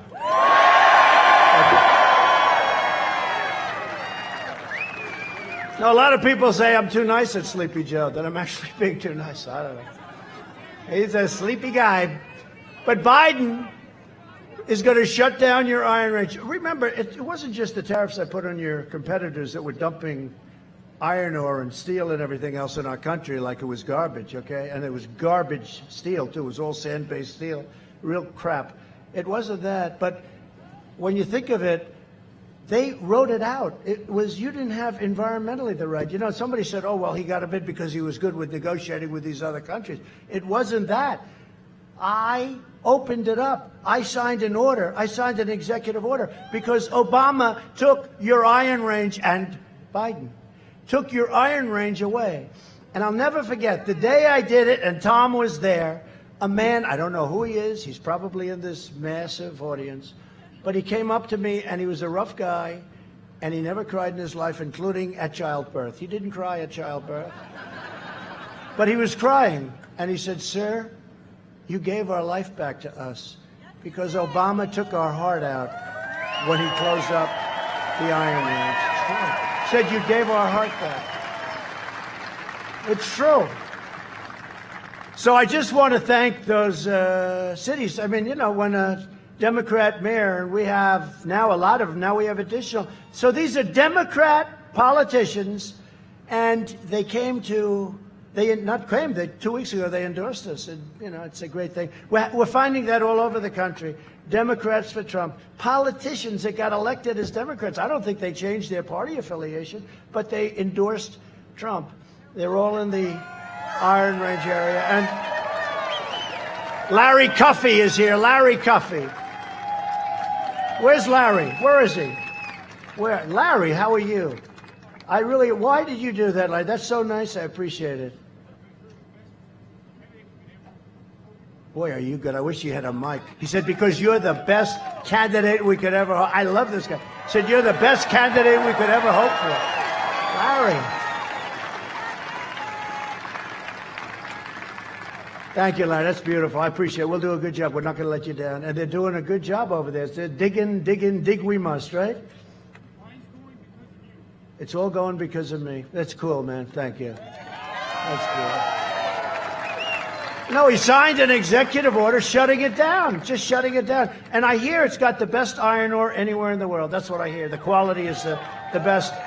And it's like an unlimited amount. You know, we're not talking about a little. This is a massive operation with thousands of people and everything else. And for me, it was very easy. Andrea Zoponstich. Where is she? Where's Andrea? Thank you very much. That's really nice. I'm glad that at least you got a good location, right? That's great. I appreciate it very much. You're all friends, I guess. Chris Vreeland. Where's Chris? Chris Vreeland. Chris? Where's Chris? The mayor. Thank you, Chris. Thank you, Chris. Thank you very much. Kathy Brandow. Kathy Brandow. Thank you, Kathy. I hope you're having a good time tonight. We're not going to let you down. You know that. We're open. That sucker is open. We're not closing it. Well, think of this, though. If Biden gets in, it's closed. He said he's going to close it. How about this guy? No fracking. You're not going to frack. On stage with all these crazy people, and they don't want any energy. You know, they think everything's going to run by wind, which costs you a fortune, about 20 times more than what we have. That doesn't work. But think of it. All of these people, and they say, what about fracking? Fracking is the modern technology. And so they all said, no, we're all against, everyone's against fracking. What about you? Yes, I'm against it too. Now, he's against it for months. He gets it, now he's in favor of it. But he's sort of grandfathering it. You know, it's a very weak. Well, I like to grandfather fracking. If I'm a fracker, I don't want to be grandfather. I want to have it or not have it, right? He wants to grandfather fracking. Always go with their first statement, okay? So I was in Texas 2 weeks ago. We had crowds. Mike, we had crowds that went from the airplane to the well, to the drilling well, where we went to see a well. And we saved the industry because I got Russia and Saudi Arabia to cut back 10 million barrels. It actually was probably 18, ended up being, I think, 18.5 million barrels, and it saved the industry. And yet you're still paying very low gasoline prices at the pump, but we saved 10 million jobs, you know? But I'm in Texas. And let me tell you, Texas appreciated because that industry was in deep trouble because all of a sudden with the pandemic, there was no demand. There was nobody driving. There was no demand. Nobody ever saw anything like it. So I'm in Texas, and I said to the crowd, it was a great crowd, and we must have had 100,000 people on the road, on the highways and roadways waving, and they had the most beautiful Trump flags. I wanted to stop. Where did you buy that flag? The most beautiful flags of me and our great vice president. Is Mike Pence doing a good job, by the way? That's why he did such a great, he worked 29 hours a day. I mean, this guy works day and night. He worked not the 24, he worked 24 plus at least 5, okay? This man is a worker, and he's a wonderful human being. And when they try it, a guy like Biden that can't carry his jockstrap, when Biden goes, oh, they should have closed 1 week earlier. And here's a guy that said, I made a mistake when I banned China, that nothing's going to happen. It's so phony. This politics is a very phony business, so I haven't been doing it long. I told one of the senators that came in, he came into my office, sir, I've been doing this for 30 years. I've won many elections. I've only lost twice in my life. I've been a senator for a long time. I know what I'm doing, sir. I said, yeah, and I've done it for 4 years, and I've only won 1 election. But it's for the President of the United States, remember? Remember when they said, I remember a certain man on television that didn't like me too much. He said, they put together the greatest field ever assembled. The Republicans, remember? 17 plus me. They put together the greatest field of talent ever assembled. I hear Trump wants to come in. Well, he's not going to do it, number one. Number two, if he does, he's just doing it for fun. And he'll be out by September, and then he'll go about leading his life. But he's not going to do it. But we don't really need him, because this is the greatest single assemblage of talent ever assembled for one party. The greatest talent he's ever seen. And then I did it. And just week after week, 1 out, 2 out, 3 out, 4 out. And then we've done changes. Oh, he said he can't do it because he doesn't have any experience. But I actually do on the other side. I contributed to politics. I always found it very interesting. So in a certain way, I had a lot of experience, probably. Maybe I had too much experience. That's why I can tell you about AOC. Check out the $2 million, please. Check it out. Check it out. Check out Omar. Check out Omar. Get to that great writer. He should get, so the New York Times won all these Pulitzer Prizes, right? I was going to tell you before. All these Pulitzer Prizes, these people, and they all got it wrong, right? They got, for Russia, Russia, Russia, we give the Pulitzer Prize, I won't use names. I won't use names. But we give the Pulitzer Prize to the New York Times. They got it wrong. We give the Pulitzer Prize to the Washington Post. And all of these real sleazebags, I have to be honest with you, very dishonest people. Very dishonest. I call it the Amazon Washington Post. He uses that as his lobbyist because he owns the Washington Post. He gets crap that other people wouldn't get, okay? That means it's a lobbyist deal. But they got the prize, right? They got the Pulitzer Prize. All the guys that got it right, that really got it right, they all got it wrong, totally wrong. And they should return the Pulitzer Prize. And Pulitzer Association, the committee, should ask for those prizes back. They got it all wrong. They were 100% wrong. There was no collusion. They couldn't believe. Remember the day when it was announced? After 3 years, there is no collusion. I could have told them that on day one. They could have saved $48 million. All right? They got the Pulitzer. And then you take guys, so many, Solomon, Sarah Carter, Bongino. How about Dan Bongino? So many, so talented guys. How about the great gentleman who wrote The Witch Hunt? Remember that? That was the first, right? You know who I'm talking about, and he's fantastic. All great. These people should have won the Pulitzer Prize. Now, I would say Sean Hannity and Lou Dobbs and Laura and Tucker. In all fairness, Tucker was very good. Tucker was great. But these are all people that got it right. Now, they don't do, I guess, the Pulitzer Prize for that stuff, but they probably should. But these guys all got it right. And all they did is get a lot of money because they're very successful. And that's okay, I guess. But they should give the Pulitzer Prize to the people that got it right, and they should withdraw it from all of those writers, many of whom are back there right now. All of those writers, they should do that. So, just to finish up, I want to just say that we have some great congressmen here. I'd love you guys to come up here because I just want to have you come up. Would you come up? They deserve it.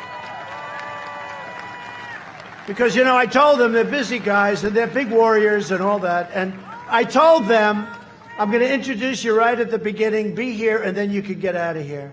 They've been waiting now for an hour and 20 minutes. Come on up. Just walk to the end. Shake their hand. Everybody sign a slip that you're voting for them, please. They've got no problem.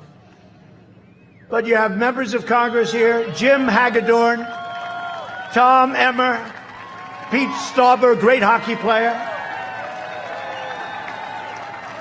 And hopefully your next U.S. Senator, who's a man who's done a fantastic job, run a great campaign, Jason Lewis.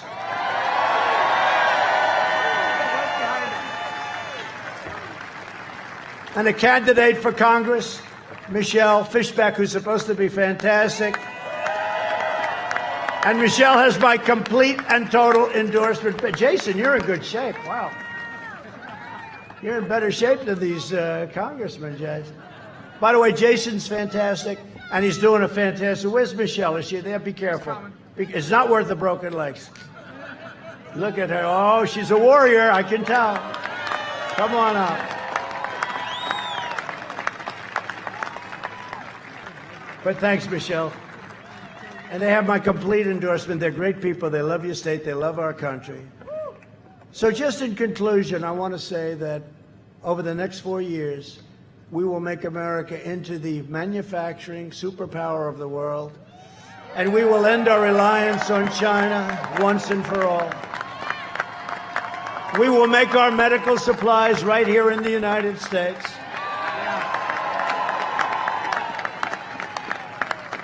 And you probably heard me today. You know, it used to be Puerto Rico did tremendous dollars in medical supplies. And then what happened? They made a lot. They did a good job. And Obama, Biden destroyed it. They took away the incentive, all of the taxes, and they took away the incentive. And Puerto Rico went down a long way. We'll get some of that back to Puerto Rico, and we'll get it back fast. Take it away from China. You heard that, yeah? They took it away. And then people automatically vote. You know, it's like a habit. Well, I vote for the Democrat. The Democrat was so bad to you. And how bad were the Democrats to Israel? We did Jerusalem, right? We broke up the Iran deal, right? And then they vote for a Democrat. It's not a habit, but I think we're breaking those habits very quickly. But we've helped Puerto Rico, and we've really helped. If you look at what we've done for Israel, it's been incredible. They say nobody's done more, and it's my honor. But we'll hire more police, increase penalties for assaults on law enforcement, and we will ban deadly sanctuary cities, which are a disaster. We'll appoint tough-on-crime prosecutors. We will nominate judges and justices who interpret the Constitution as written. We will ensure equal justice for citizens of every race, color, religion, and creed. We will defend the dignity of work and the sanctity of life.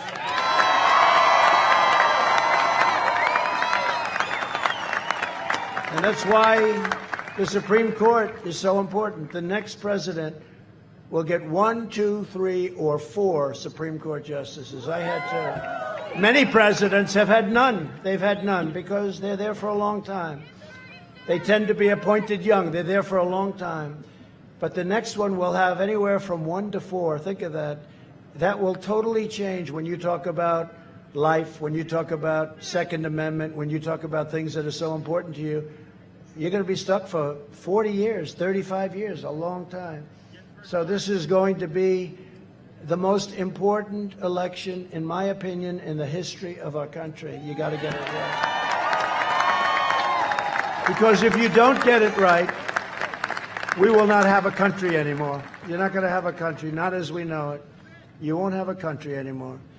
We will uphold religious liberty, free speech, and the right to keep and bear arms.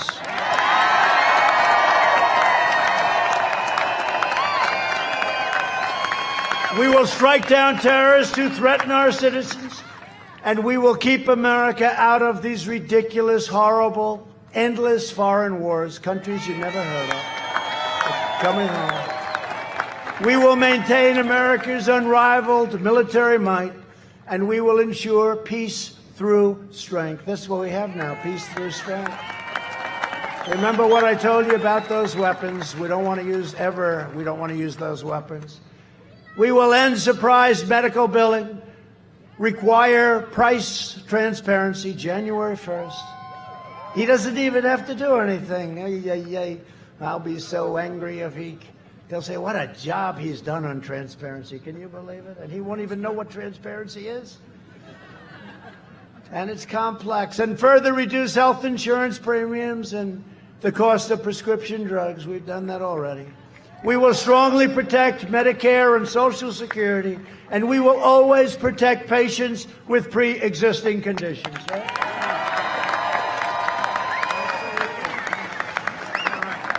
America will land the first woman on the moon, and the United States will be the first nation to land an astronaut on Mars.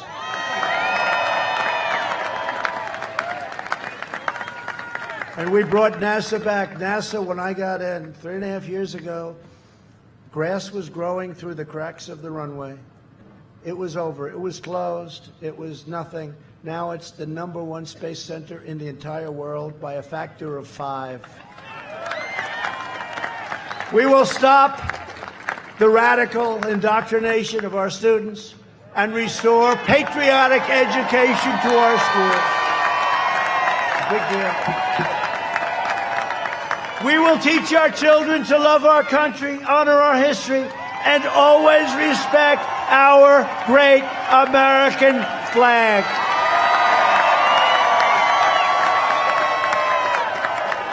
And we will live by the timeless words of our national motto. In God we trust. You know that the Democrat National Convention and the Pledge of Allegiance at a caucus, 2 of them, not 1. I heard the first one. I said, oh, they must have made a mistake. They left under God out of the Pledge of Allegiance. Oh. Yeah. Now they then said, oh, well, we didn't mean that. They meant it. That's what they're going to do. They're going to take God out of it, just like I was saying before in Texas. They don't want God, they don't want oil, they don't want guns. I don't think they're going to do too well in Texas. Do you agree with that? I don't think they're going to do too well in Minnesota either. No, but could you imagine you're campaigning, and it doesn't play too well here, but could you imagine you're in Texas and you have a guy say, no oil, no God, no guns. Oh, I think I'm going to vote for Joe Biden, everybody. And then they say, Texas is in play. It's a very close. I have a friend in Texas. He said, I think you're winning by 15 points. These people are crazy. Texas is in play. They don't want to let you have oil. Think of it. It's unbelievable. Texas is in play. That's the fake news back there. For years, they said it last time too, remember? You know, Texas, when they say in play, that means it's too close to call. It's in play. Too close. We've heard that for a long time, in play, right? Too close to call. And they said it 4 years ago. Texas is in play. This could be a terrible defeat, losing Texas. Big state, great state. This would be a tremendous defeat. And they said it about Ohio, too. I think we won by like 9 points, right? They said Ohio is in play. Utah is in play. We won by a lot. Remember, we beat a guy named McMuffin. Remember the guy? He was going to take the state of Utah. And then he was going to be able to negotiate. But that didn't work out. He came in third. Even Hillary beat him. But they said, Texas is in play. And I'd go around telling my people, damn it, Texas is in play. How the hell? Every time I go, they have 35,000 people in the stadium. How could it possibly be in play? They said it's in play. My people would say, I don't think so. And we had a big Texas rancher. He was on one of the shows. He goes like, he's wearing a big, beautiful hat. I wish I could wear those hats. It wouldn't work for me too well. I don't think it works for me, right? But it worked for him. And he said, I don't know too much about a lot. But I know one thing, Texas is not in play, and this guy is going to win Texas by a hell of a lot of votes. And that's what happened that night, the night of the election. The night of the election, they called the results. I've been listening for 6 months. Texas is so close, we can't even imagine it. It's so close. This is big. And they only call the election, you know, immediately if you win in a landslide. It's got to be, like, tremendous. And they said, Texas has closed its doors.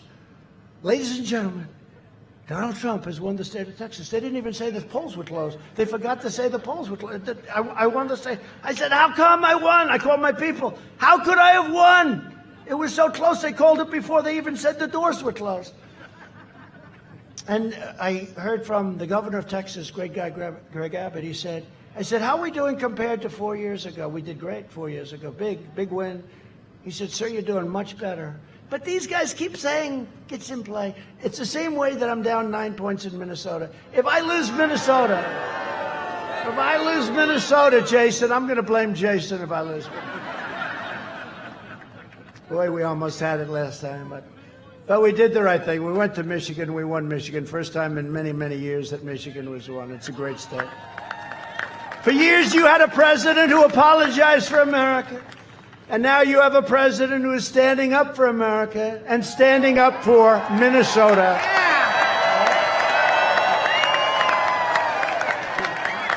So get your friends, get your family, get your neighbors, get your co-workers, and get out and vote. And you know, it started today in Minnesota. That's why I'm here. It started today. Go out of here. You know what? If they're closed, what the hell time is it now? If they're closed, just stand in line like you do. You know, people were here 2 days ago trying to get in here. It's crazy. So do the same thing at the voting booth, please.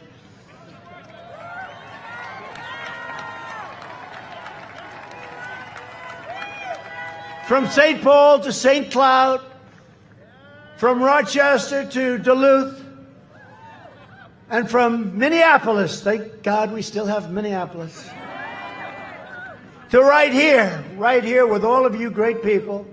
This state was pioneered by men and women who braved the wilderness and the winters to build a better life for themselves and for their families. They were tough, and they were strong. You have good genes, you know that, right? You have good genes.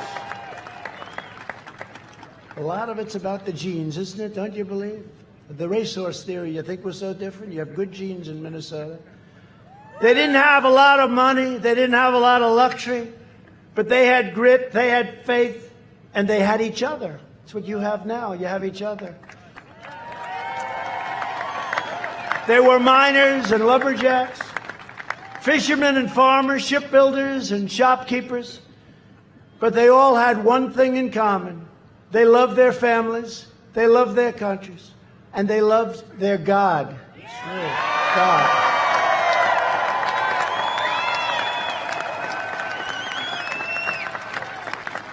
Proud citizens like you help build this country, and together we are taking back our country.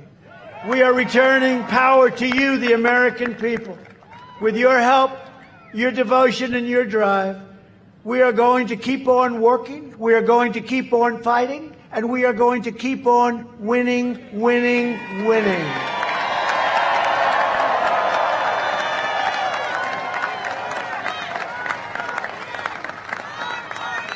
And don't forget, you went through years where you weren't winning, right? Years and years. They closed down, even with Obama, he closed that iron. I think he just wanted to get even with you. I don't know. He wasn't good. Not a good. We knocked out about 84% of the things he did. And you say, I wonder if he likes me.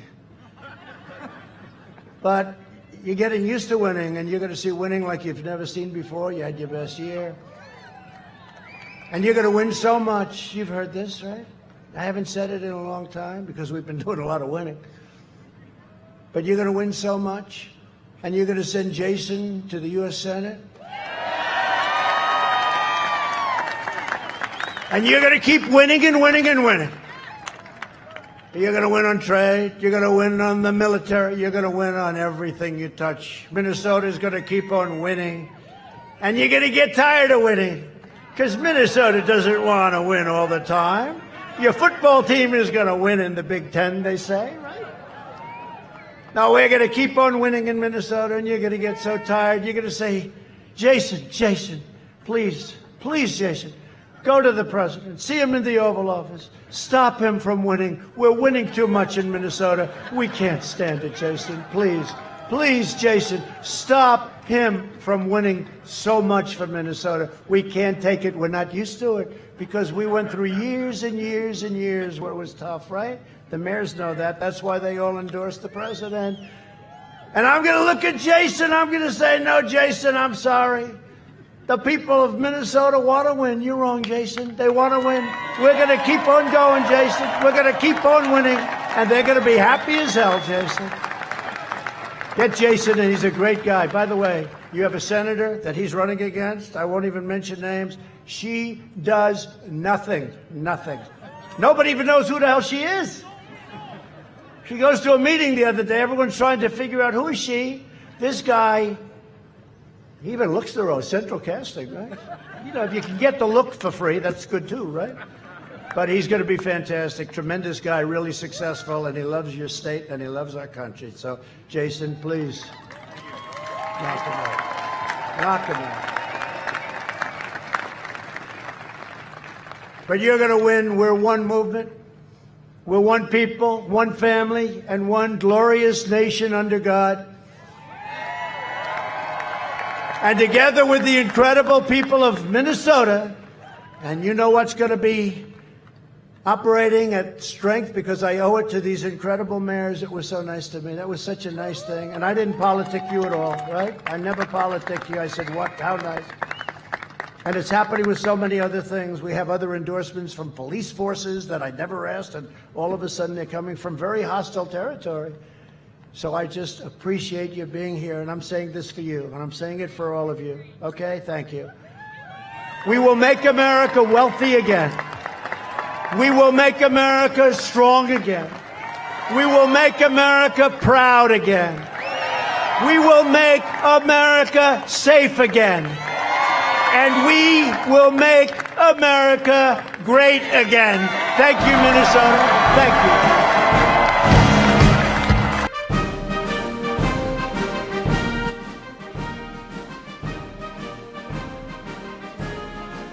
All right, folks, thank you so much for joining us here at Golden State Times. That speech was almost 2 hours long.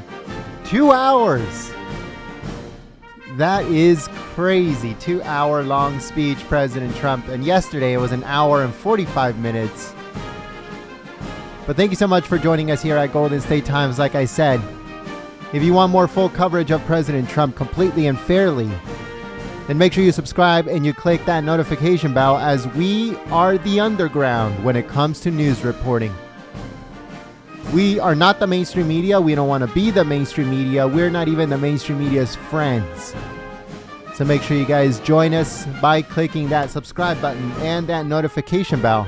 And we hope to see you guys here next time for more full coverage of President Trump. Have a good rest of your Friday afternoon, folks, and make sure you guys have a good weekend. If President Trump does anything over the weekend, we are going to be covering it live here at Golden State Times. Thank you so much for joining us once again here at Golden State Times. We're uploading President Trump's speech onto the channel. If you guys missed any of our previous videos, President Trump news conference earlier today, and also he spoke to the media before leaving to this rally, it should be coming up on your screen. Thank you so much, folks, and we'll see you very soon. We also want to give a big thank you to all the moderators for keeping the chat clean and enjoyable for everyone. We will see you very soon. Peace.